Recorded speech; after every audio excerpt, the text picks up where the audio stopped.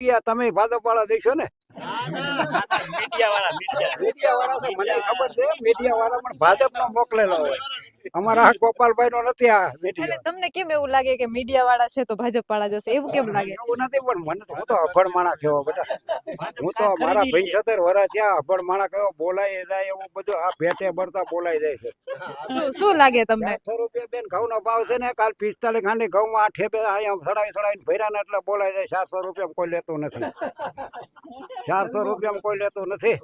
અમે લેવા જઈએ તો 1000 રૂપિયા લઈને વાવ્યા શું કરવાનું કયો 1000 રૂપિયા લઈને વાવ્યા અરે હું તમને એમ પૂછું છું કે મીડિયા વાળા તમને નામ આવ્યું તો તમે કેમ ભાજપ વાળાનું જ કીધું કેમ